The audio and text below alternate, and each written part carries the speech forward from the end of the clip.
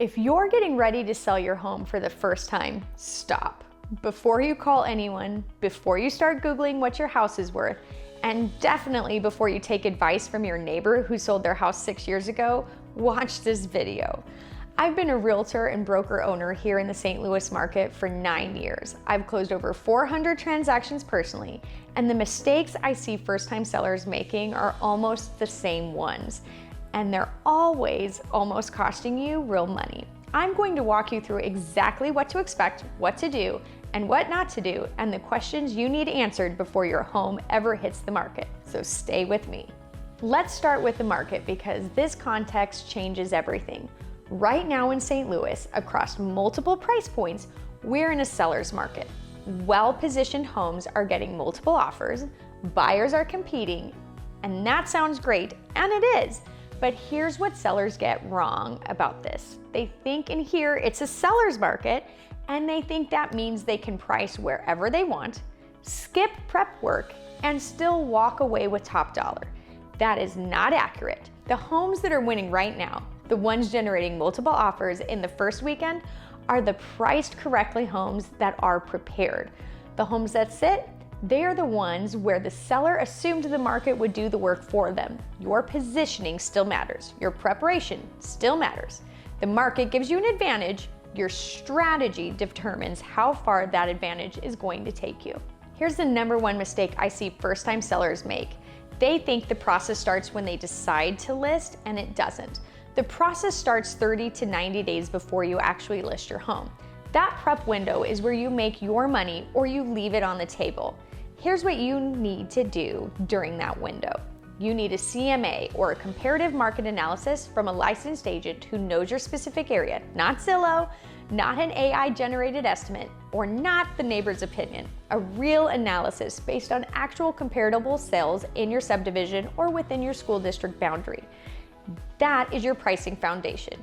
You'll need to walk through your home with a critical eye, or better yet, have your agent do it. Identify what needs attention before buyers see it.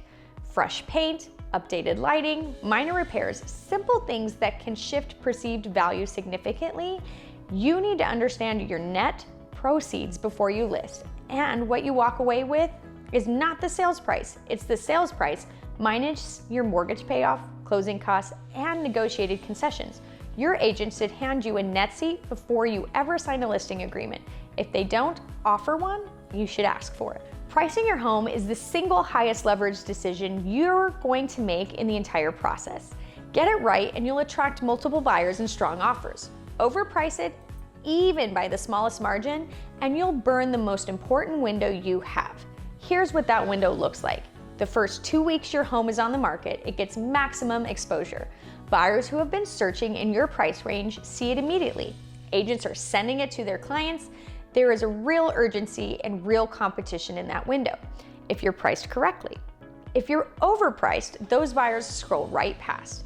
They compare your home to accurately priced competition and they choose the other house. Once that window closes and your days on market start climbing, buyers start asking why the home hasn't sold. They assume something's wrong with it.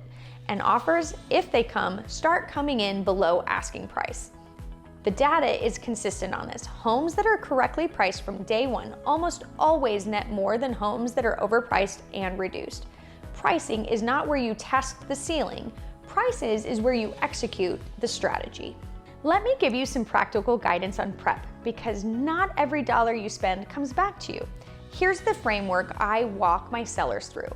Focus on what buyers see and feel in the first 60 seconds. Curb appeal, a clean landscape, fresh mulch if needed, a front door that looks intentional. The exterior impression is formed before buyers even step inside, and it sets the tone for everything they experience afterward. Inside, start with the deep clean, not the regular clean, a move out level deep clean. Then declutter aggressively. Buyers need to be able to picture their life in your space, and they can't do that if they're looking at your life in your space. Freshen the paint if it needs it, update lighting if it's dated, and address any deferred maintenance items that are going to show up on the inspection report. Here's why that last one matters so much. In this market, inspection issues are one of the primary reasons deals fall apart. Buyers are competitive on the offer side, but cautious during due diligence. If your home surfaces significant inspection findings, you're either renegotiating price, paying for repairs, or potentially watching the deal unravel. Getting ahead of those issues, even just disclosing them proactively, puts you in a much stronger position. I want to address something that comes up more than you'd think. We are in an era where we can Google literally anything. You can ask AI a question and get a detailed answer in seconds. And I understand the appeal of that, especially when you're trying to figure out something as significant as selling your home. But here's what I want you to understand. A real estate transaction involves your single largest financial asset. The decision you make on pricing, on timing, on contract terms, and what to negotiate and what to concede, those decisions have real dollar consequences. Google can give you general information. AI can give you a framework. Neither one knows the specific condition of your home, the nuances of the subdivision's recent sales, what the buyer's agent on your deal is like to negotiate with, or what the inspections are and the deal killers in your specific price range in St. Louis right now. I've seen sellers go into transactions half-informed from internet searches and it cost them. Not because the information they found was wrong, but because it was incomplete. In the real estate transaction, incomplete information is expensive. The value of working with a licensed, experienced, local agent isn't access to a key or a sign in your yard, it's the judgment. It's someone who has done this hundreds of times in your market, who's accountable to you and to a professional standard. That is not replaced by a search engine or a chatbot.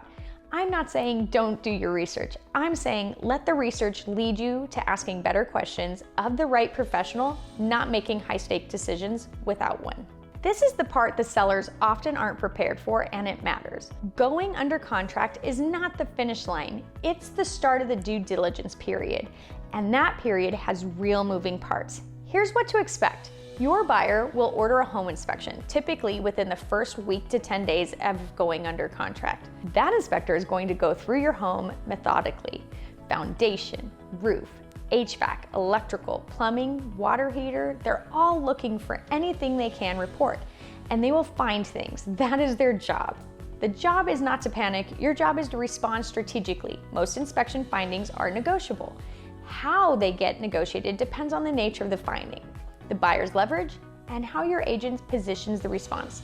After inspection, your buyer's lender will order an appraisal. The appraiser will evaluate your home against recent comparable sales to confirm the purchase price is supportable. In a seller's market, this generally does go smoothly. But if your contract price has stretched above what the data supports, an appraisal gap can become a real conversation. Then there's the title process, final walkthrough and closing. Start to finish, from an accepted offer to closing, you're typically looking at around 30 to 45 days. Your agent should be communicating with you throughout every step, not going quiet after the contract is signed. Let's talk about agent compensation, because I'd rather address it directly than have you wonder.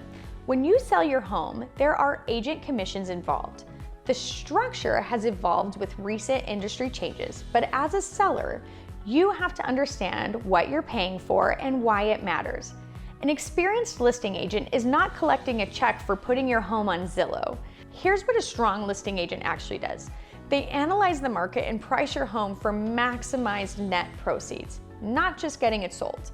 They prepare and market your home at a professional level, including photography, copy and digital exposure, and agent-to-agent outreach. They manage showings, gather feedback, and adjust strategy in real time.